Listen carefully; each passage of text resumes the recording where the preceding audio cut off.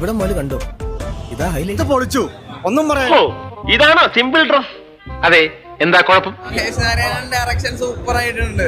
ഉറപ്പിക്കാമോ? സന്തോഷമായി, നല്ല രസമുണ്ടായിരുന്നു ഓവറോൾ കാണാനായിട്ട്. നല്ലൊരു മൂവിയാണ്. ഒരു പൊടിക്ക് അടങ്ങട. കഴിഞ്ഞില്ല ഇനി കൊറേ ഉണ്ട്. Technically too good. പക്ഷെ പടം അയ്യോ എന്താ വയ്യേ മഹേഷ് നാരായണൻ. എന്താണെന്ന് വെച്ച് കഴിഞ്ഞാല് ഈ ഫസ്റ്റ് ഹാഫിൽ ബിൽഡ് ചെയ്ത് വെച്ചൊരു സാധനം സെക്കൻഡ് ഹാഫിൽ കൊണ്ടുപോയിട്ട് ശരപടപടപടപടേ എന്ന് പറഞ്ഞു പിന്നെ ഒരു മൊത്തം വീണുപോയി.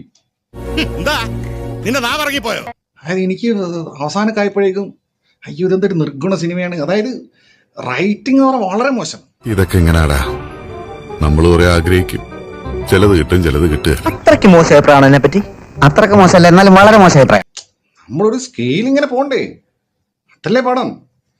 പിന്നെ ഏറ്റവും ഡിസപ്പോയിന്റിങ് ആയിട്ടുള്ള കാര്യം എന്ന് വെച്ചാൽ ലാലേട്ടനെ പറ്റിച്ചതാ എന്ന് എനിക്ക് തോന്നുന്നു. എന്താണ് ഇത്? ഇത്രയും പെട്ടെന്നൊരു ആക്രമണം ഞങ്ങളും പ്രതീക്ഷിച്ചു. സ്റ്റാർ പടമായിട്ട് ലേബലി വരുമ്പം ജനങ്ങൾ എക്സ്പെക്ട് ചെയ്യുന്ന കുറെ കാര്യങ്ങളുണ്ടല്ലോ, അതൊന്നും നമുക്ക് കിട്ടിയിട്ടില്ല. അല്ല എന്തെങ്ങനെയൊക്കെ പറയണേ? പിന്നെ ഞാൻ എങ്ങനെയൊക്കെ വട്ടത്തിലും നീളത്തിലും പോയി. പേട്രിയറ്റ് പല സിനിമകൾക്ക് വേണ്ടിയുള്ള കാത്തിരിപ്പൂടിയാണ്. അങ്ങനെയുണ്ട് പ്രതീക്ഷകള്? ഒരു പ്രതീക്ഷയില്ല. എല്ലാരും സാറ് പറഞ്ഞ അതേ അഭിപ്രായം.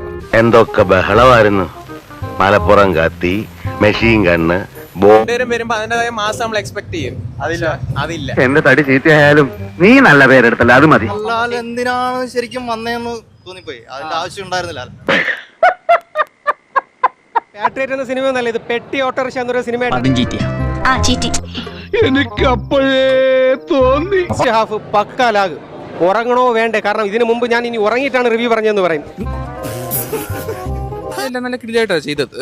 മമ്മൂട്ടി നല്ല കിടിലായിട്ടാണ് ചെയ്തത്. പ്രശ്നം എന്താണ്? ഇത് കഥയുടെ ഒരു ഇതുണ്ട്.